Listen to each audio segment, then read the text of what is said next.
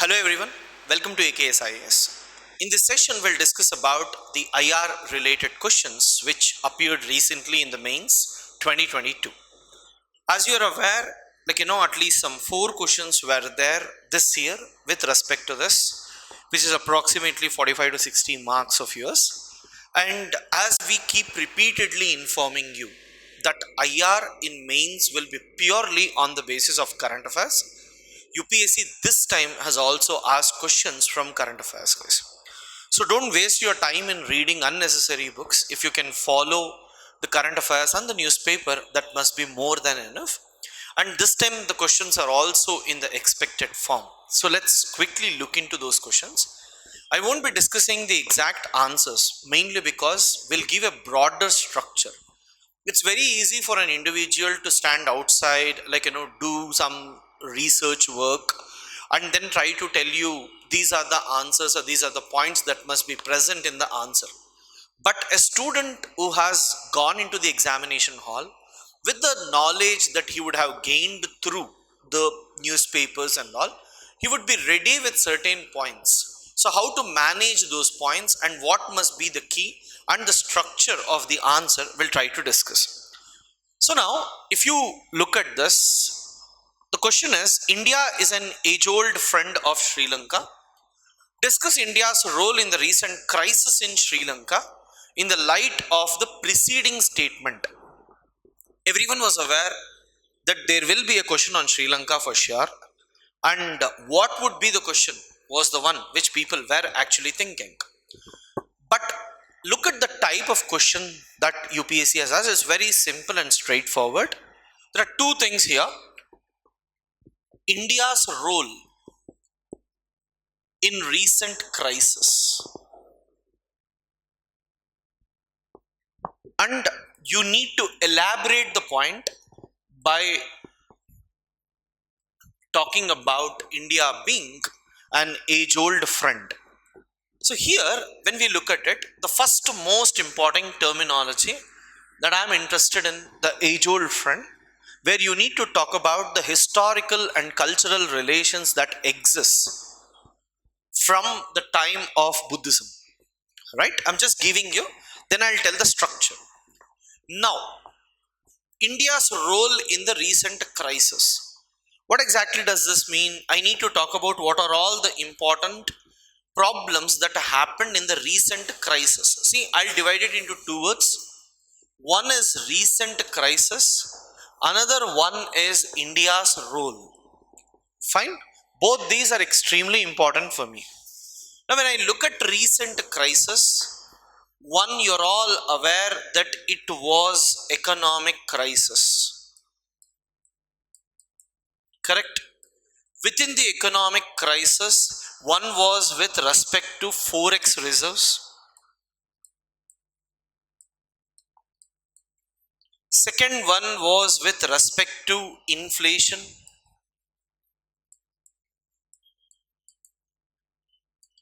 Third one was with respect to GDP. Correct?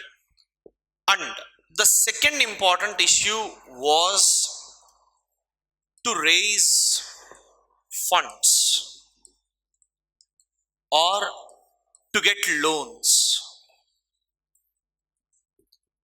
How to raise funds? You need to go for IMF support or India must provide the aid. Fine? So guys, what Sri Lanka was undergoing was these two, which we could see. But the broader context of this also lies in political crisis, guys. When the country was undergoing economic crisis, it was also undergoing political crisis, which was a very, very serious issue for Sri Lanka. The president had to run away from the country, right?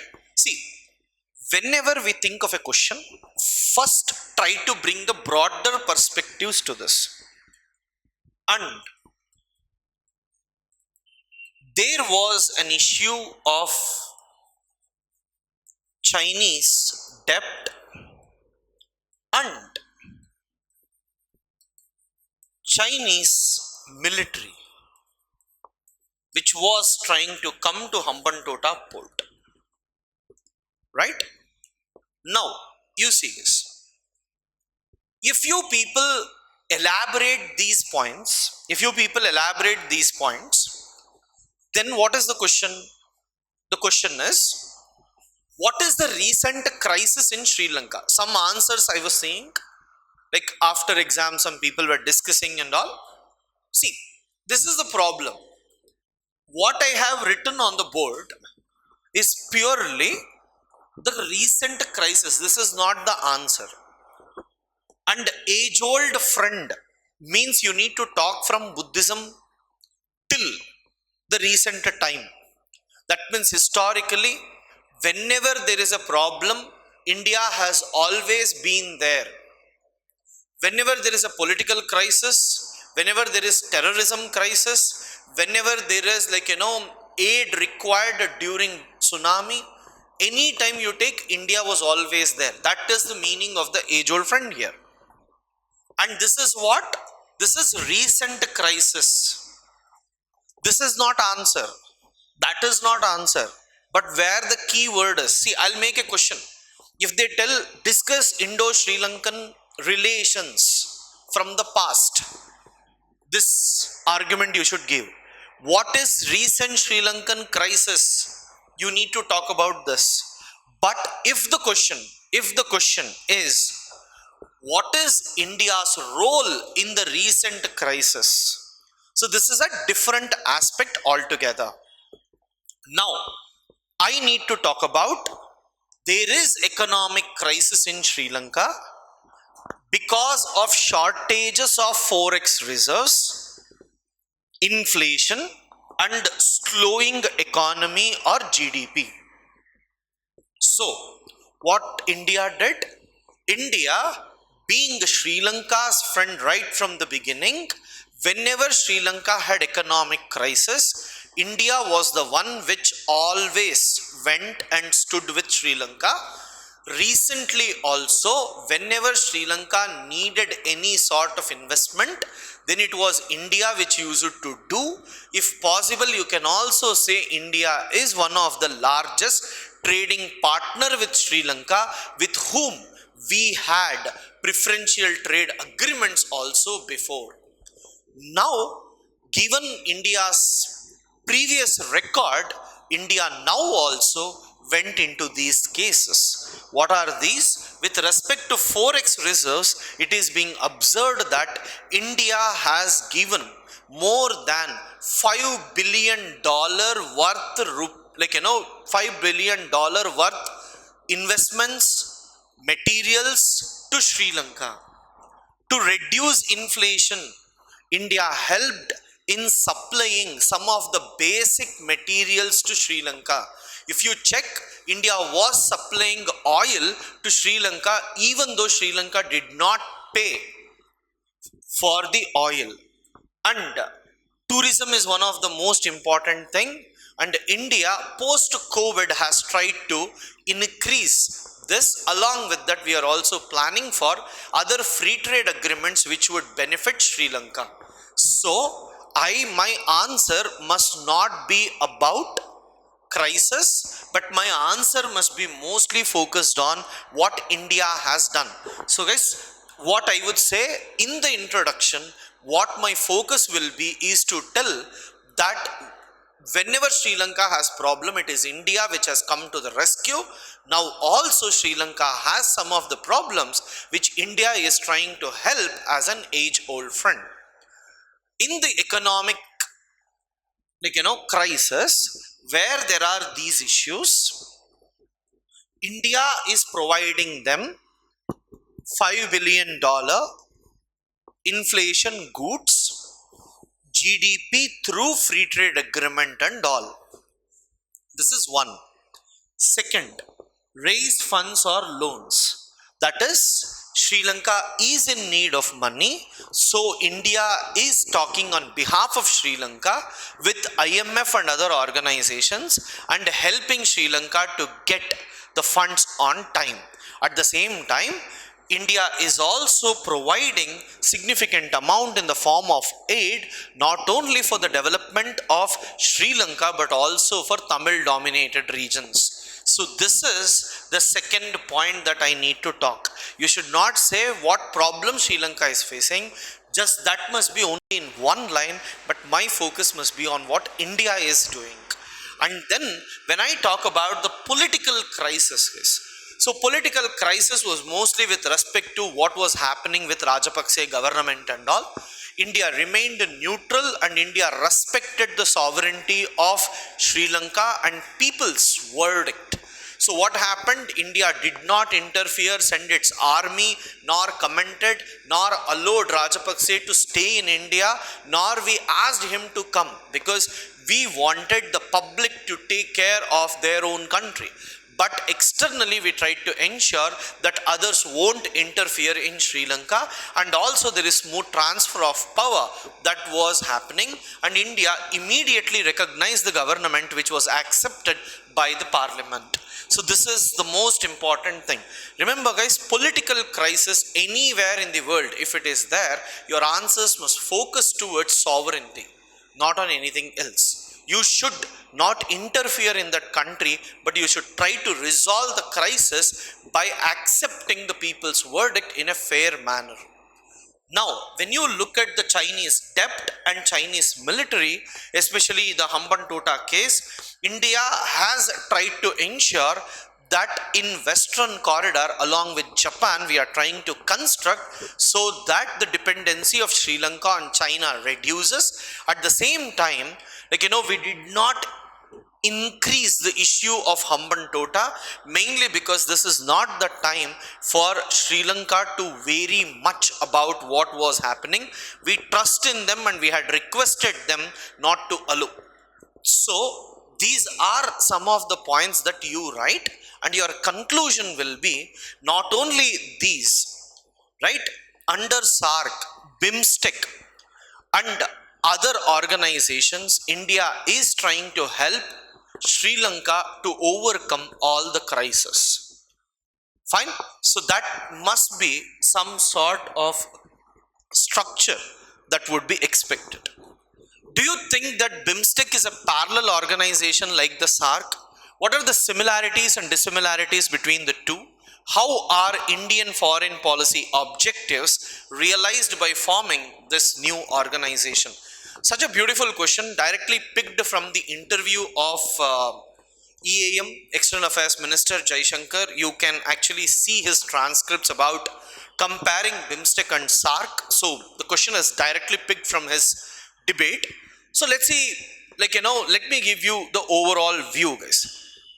Any regional organization is tried to make to ensure that the relationship between the countries in the region would improve, differences is actually reduced. Unfortunately, in SARC, no bilateral issues were discussed, and within the SARC, there was no economic agreements and all much.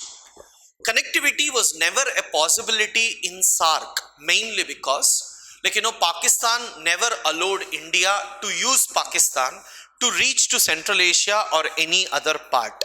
So connectivity was one issue which it never allowed. Trade agreements never occurred successfully. Third most important point that you need to highlight about the SARC is not consistently meeting. Always there is a problem. I think the last one was somewhere in 2014. Till now they did not meet properly, mainly because of Pakistan issue. We are writing the answer from India point of view. So you need to talk about the cross-border terrorism, which has become a very significant issue, and it was opposed not only by India but Afghanistan, Bangladesh and many other countries criticized Pakistan for its continuous support to terrorist organizations, guys. So given these problems, India long back, many people criticized. You look at European Union, you look at ASEAN, These things are working so effectively. Why not SARC? Many countries told that maybe it is because of India, because India is the only country which has border with everyone. Why isn't it performing well? At that time, India argued that it is not because of me, but it is because of Pakistan. Our western neighbor is creating trouble to us. So if we leave them and make any other organization, we will be in a position to develop. That came to the formation of what we call as BIMSTEC, which is for Bangladesh, India, Myanmar, Sri Lanka, Thailand, Nepal and Bhutan. So you have 7 countries which are part of BIMSTEC, and you have 8 countries which are part of SARC. So the fundamental difference between SARC and BIMSTEC is, in SARC you have Afghanistan, Pakistan and Maldives, whereas in BIMSTEC you do not have these 3, and apart from that you have Myanmar, Thailand.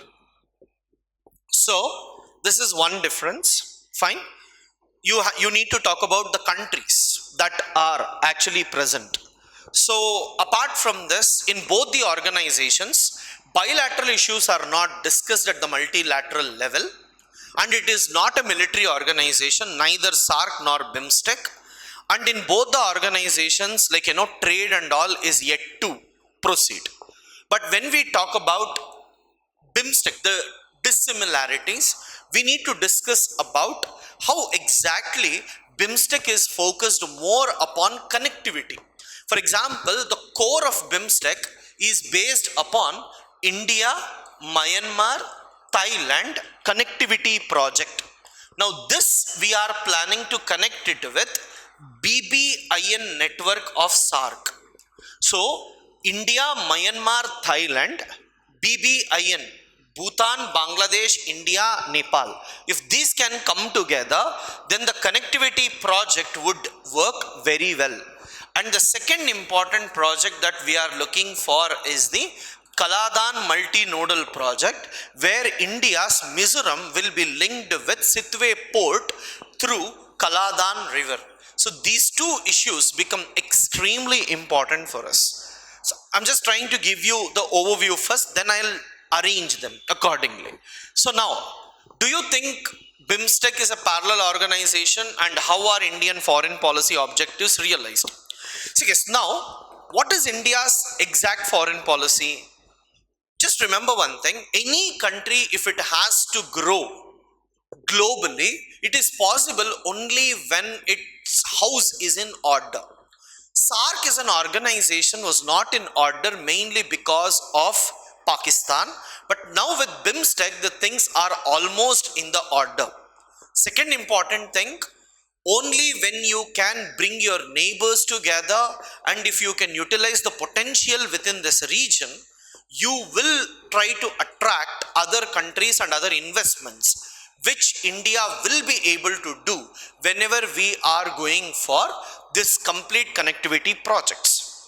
Third most important thing for us is about connecting, SARC with what we call as ASEAN.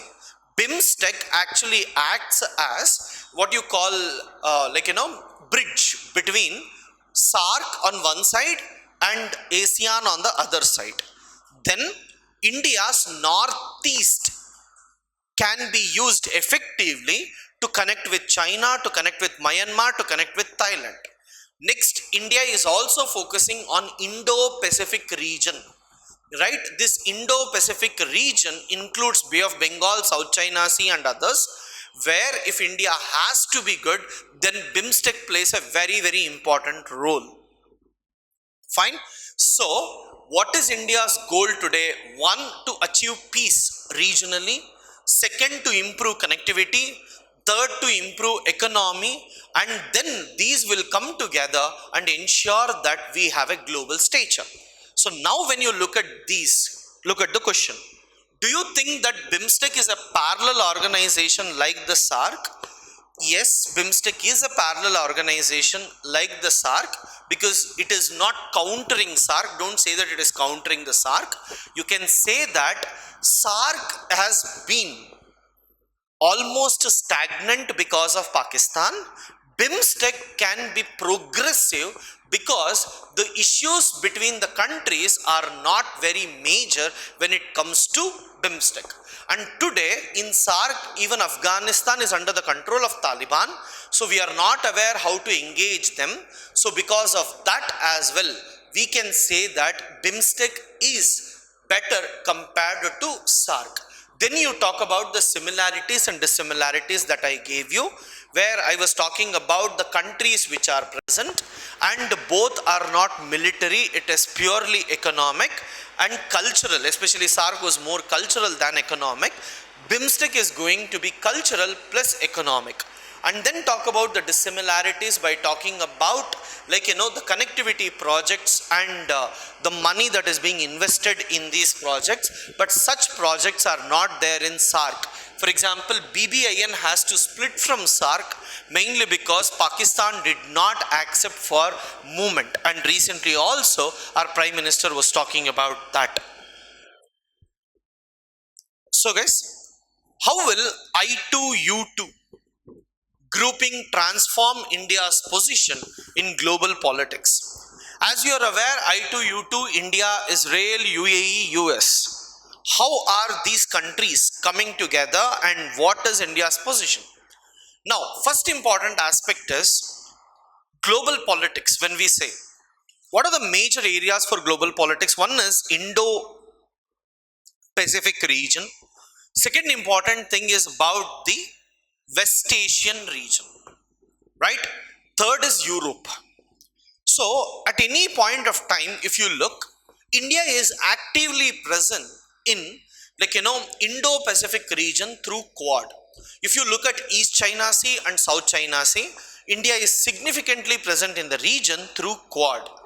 But our weakness was in West Asia, because in that Shia Sunni fight, India never took any step closer. And now when there is crisis in the region, and if India is part of this crisis, especially with global powers like US and Israel, that itself shows India will actively involve in the global issues. One of the major criticism for India was, where are you present globally apart from South Asia?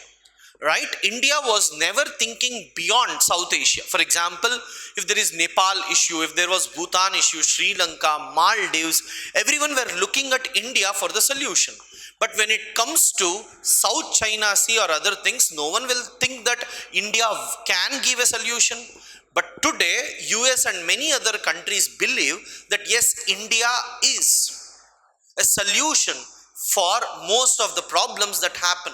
Whether it is Quad, whether it is Indo-Japan speaking about free and open Indo-Pacific, right? India is mandatory.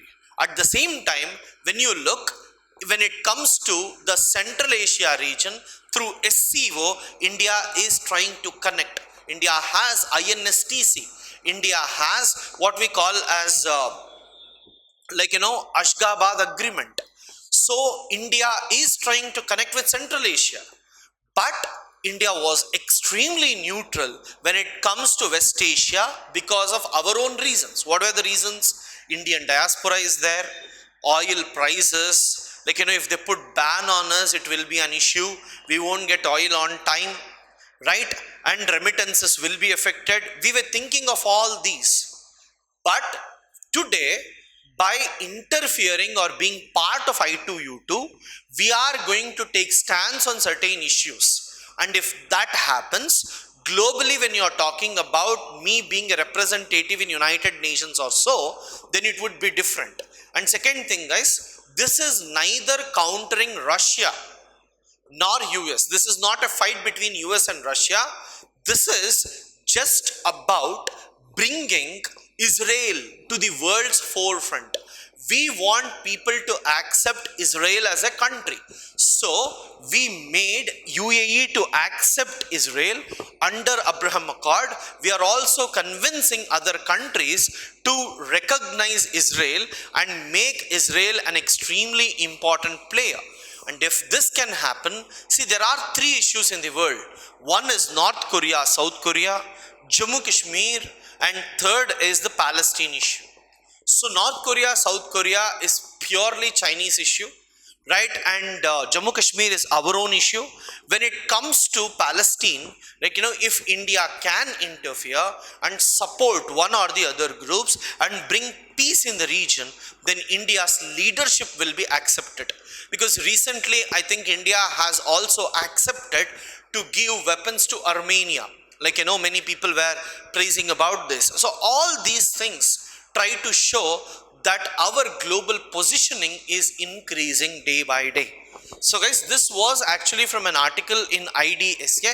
You can actually read them, but I'm just trying to give the gist of what the argument was all about. For this, I would expect you to first write what exactly is I2U2 and what are the objectives of it, and you try to talk about all other regional groupings where India is already there and where India was weak, and how this position will make India better than others. Now, the fourth most important thing is clean energy is the order of the day.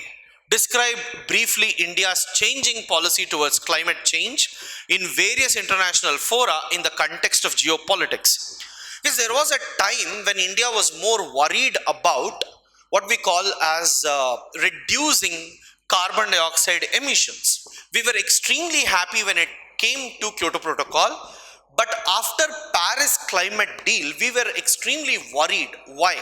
Because India also was given certain, targets to be achieved. But this is where the brain of the people will come, and just trust me, when a country is in crisis, when people are in crisis, then only they get the best solutions. Now, if you look, India has accepted, we didn't go back like US by saying that we can't do this, but India used this as an opportunity for promoting our geopolitical aspects. For example, you take the case of clean energy. When I say clean energy, it can be nuclear energy, it can be wind energy, it can also be replacing coal with natural gas. Remember guys, clean energy always doesn't mean least polluting or zero pollution only. Reducing the bad fuel with good fuel is also a sort of clean energy. Now, when it comes to solar energy, under UNFCCC, Paris, India was speaking about International Solar Alliance. And this question was in the news mainly because of one sun, one earth, one grid, which India was trying to talk with respect to the world. We are trying to unite all the tropical countries, and we are trying to produce electricity, and that we are trying to sell to other countries as well. So with this, all the tropical countries like Africa, right, South Asia, Southeast Asia to some extent, like with the help of France, India is trying to ensure that we produce electricity under these aspects. Second important thing is about the nuclear energy. You are all aware that India got NSG waiver, and once India got NSG waiver with almost all the countries today, the discussion is purely about the uranium reserves that are actually present. And India is trying to talk to the world, India is trying to be good with the world, especially with most parts of the countries which we never met as well. Today, after 40-50 years, just for uranium and other purposes, India has developed good relations with countries like Australia, countries like Mongolia and other areas, and we are trying to also enter into NSG. And then comes what we call as gas.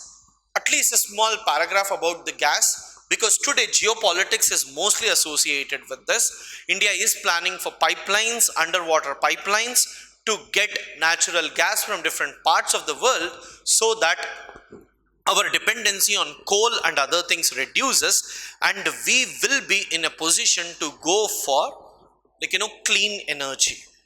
Guys, with respect to geopolitics, this is the answer, guys. If the same question is asked in geography, I would have told you, you write bioenergy, you write about wind energy, you write about tidal energy, but thus doesn't fit in this answer, mainly because that has nothing to do with the word geopolitics. The biggest problem with students is, irrespective of which chapter or which subject they are writing questions, they just keep on writing the answers from the point of this word. Okay, clean energy is there, so try to write as many points as possible. That's not correct, and that's not the way to write answers as well. Please look at which subject it is, and in that subject, look what is the focus point, and also look the keywords. Based upon that, you can come to the conclusions, guys.